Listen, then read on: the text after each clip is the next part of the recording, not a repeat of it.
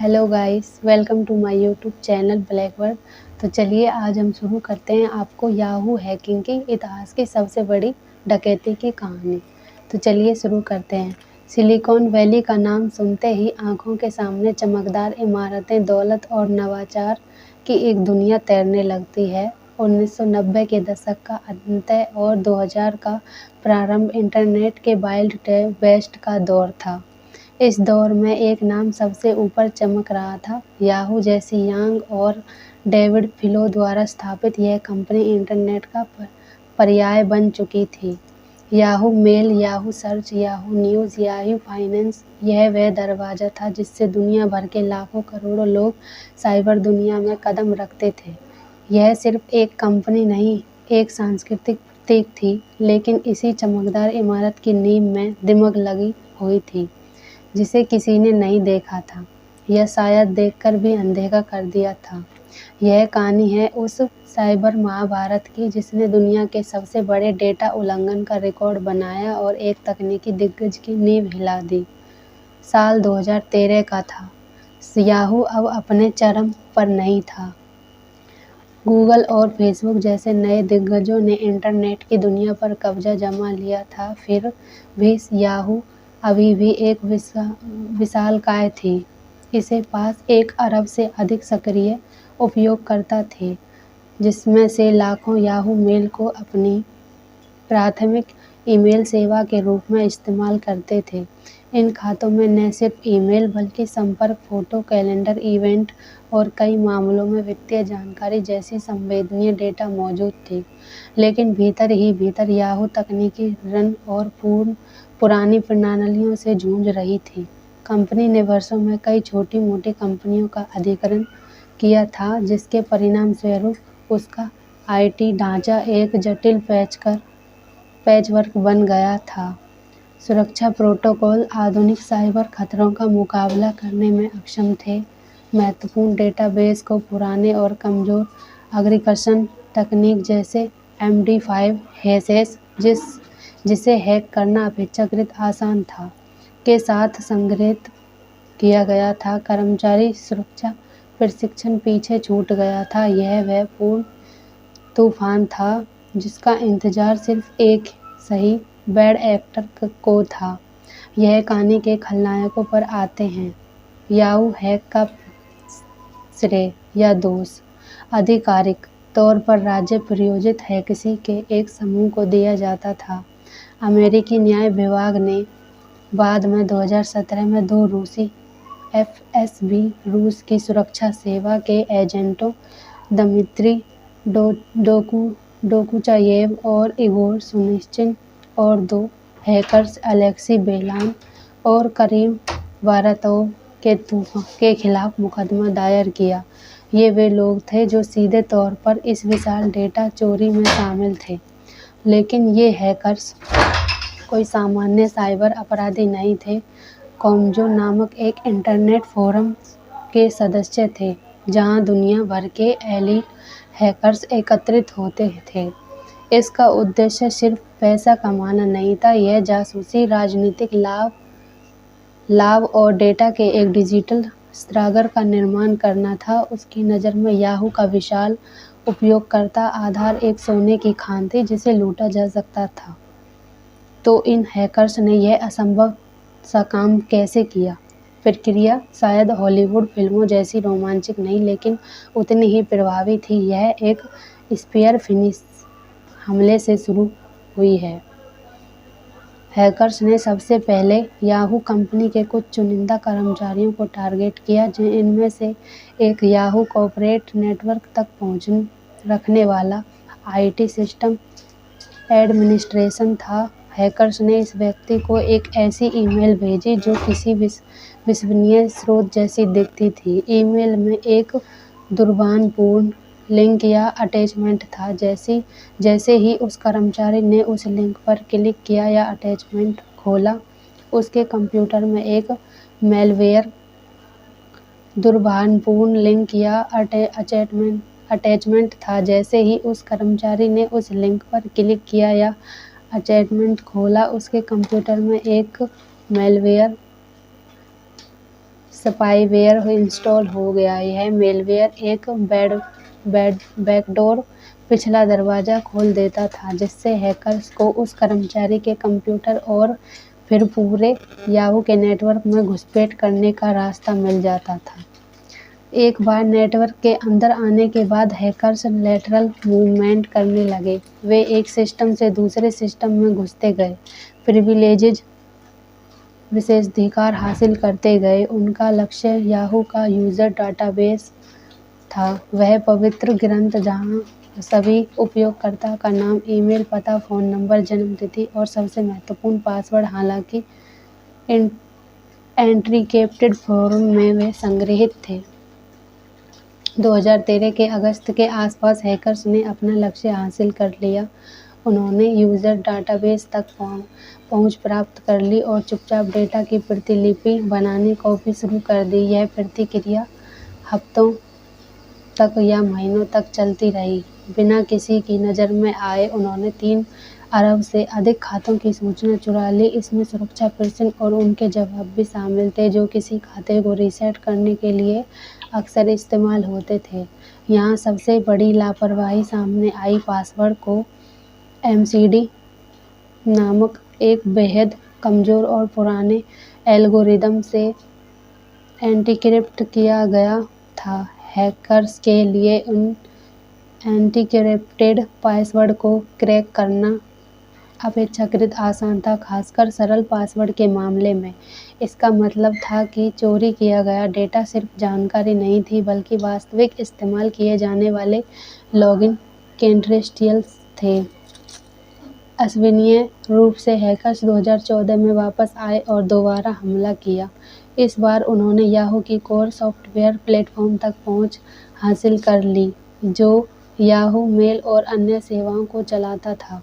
इससे उन्हें उन खातों तक सीधी पहुंच मिल गई जिन्हें उन्होंने पहले चुराया था। उन्होंने अकाउंट मैनेजमेंट कुकीज़ को फोर्ज करने की तकनीक विकसित की, जिससे बिना पासवर्ड के उपयोगकर्ताओं के खातों में लॉगिन किया जा सकता था। इस तकनीक का इस्तेमाल विशेष रूप से पत्रकारों, राजनीतिक विरोधियों और रूसी सरकार के लिए दिलचस्प मान जाने वाले अन्य लक्ष्यों के ईमेल खातों को एक्सेस करने के लिए किया गया था। यह कहानी का सबसे विवादास्पद पहलू सामने आता है। यहाँ याहू की टॉप मैनेजमेंट, जिसकी अगुवाई तत्कालीन सीईओ मेरिसा मेयर कर रही थी, को 2014 के अंत तक इस हैक की भनक लग गई थी। कंपनी के आंतरिक सुरक्षा टीम और कुछ कर्मचारियों ने अनियमित गतिविधियों का पता लगा लिया था, लेकिन एक बड़ा निर्णय लिया गया, इसकी सार्वजनिक घोषणा नहीं करना। इसके पीछे कारण स्पष्ट थे। उस समय याहू एक ऐतिहासिक सौदे की प्रक्रिया में थी। टेलीकॉम दिग्गज वेरिजोन ने याहू के कोर इंटरनेट व्यवसाय, याहू मेल, सर्च, न्यूज़ आदि को 4.8 अरब डॉलर में खरीदने का प्रस्ताव रखा था। मेयर और याहू बोर्ड डर गए कि अगर दुनिया को पता चल गया कि 3 अरब खातों का डेटा चोरी हो चुका है, तो यह सौदा टूट सकता है, कंपनी का मूल्य गिर सकता है और अभूतपूर्व कानूनी मुकदमों का सामना करना पड़ सकता है। इसलिए उन्होंने जानकारी को दबाने का फैसला किया।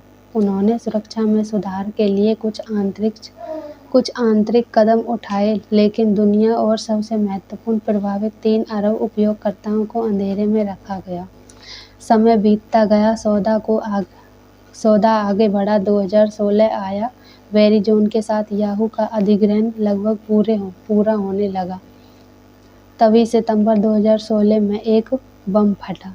याहू ने आखिरकार स्वीकार किया कि 2014 के अंत में एक राज्य प्रायोजित हैकर ने 500 मिलियन उपयोगकर्ता खातों की जानकारी चुराई थी। यह खुलासा पहले से ही एक बड़ा झटका था, लेकिन असली विस्फोट दिसंबर 2016 में हुआ, जब याहू ने एक दूसरे को बहुत पुराने हैक का खुलासा किया।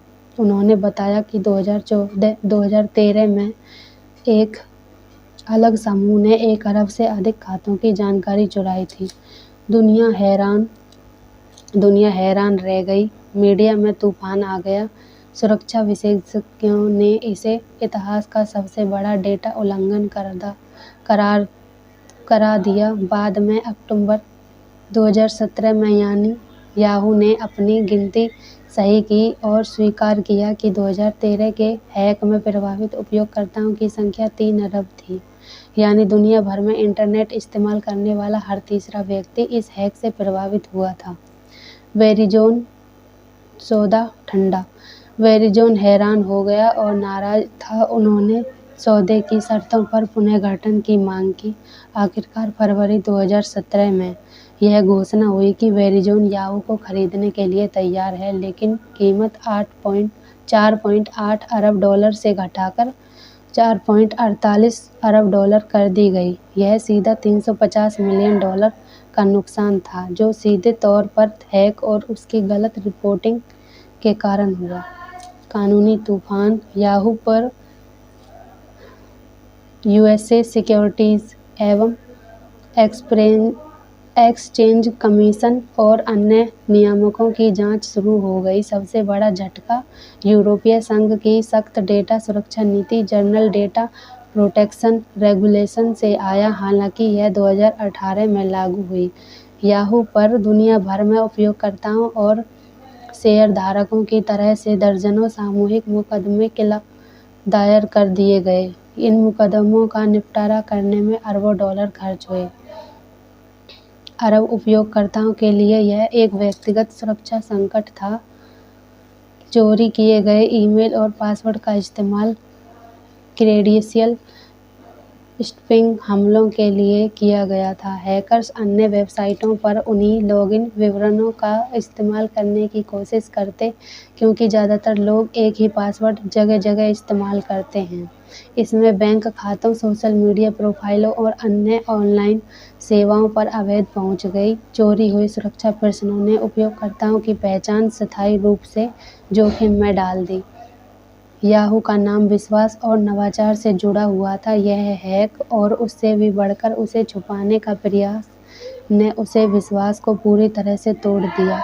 ब्रांड की प्रतिष्ठा को एक ऐसा झटका लगा कि वह कभी उभर नहीं पाया। याहू मेल का इस्तेमाल करने वाले लाखों लोगों ने अपने खाते बंद कर दिए, उनका इस्तेमाल कम कर दिया।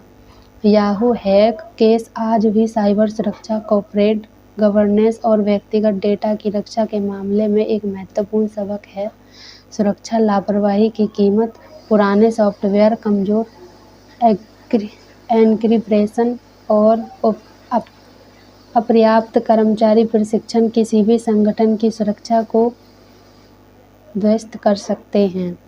याहू ने जो सबसे बड़ी गलती की वह थी हैक को छुपाना। अगर उन्होंने 2014 में ही उसकी जानकारी दे दी होती तो नुकसान सीमित रह सकता था। आज दुनिया भर में डेटा उल्लंघन सूचना देना कानूनी ज़रूरत है, जैसे डीजीपीआर में। यह केस दुनिया को दिखाता है कि साइबर युद्ध सिर्फ सैन्य रहस्य चुनने तक सीमित नहीं है। नागरिकों का जनसांख्यिकीय और व्यक्तिगत डेटा भी राष्ट्रीय सुरक्षा के लिए खतरा बन सकता है और उसे शक्ति प्रदर्शन या जासूसी के लिए इस्तेमाल किया जा सकता है। इसने हर इंटरनेट उपयोगकर्ता को यह सबक दिया है कि मजबूत यूनिक पासवर्ड का इस्तेमाल करना, 2 फैक्टर अथॉरिटिकेशन को सक्षम करना और अलग-अलग साइटों पर अलग-अलग पासवर्ड रखना कितना ज़रूरी है। आज याहू नाम मुश्किल से सुनाई देता है। वेरिजोन ने इसे खरीदकर ऑथ और बाद में वेरिजोन मीडिया नाम दिया, लेकिन यह कभी भी पुरानी रफ्तार नहीं पकड़ पाया। अंततः वेरिजोन ने इसे एक प्राइवेट इक्विटी फर्म को बेच दिया। याहू का पतन कई कारणों से हुआ, लेकिन 2013-2014 का यह विशाल हैक और उसके बाद का कवर अप उसकी मौत की घंटी साबित हुआ।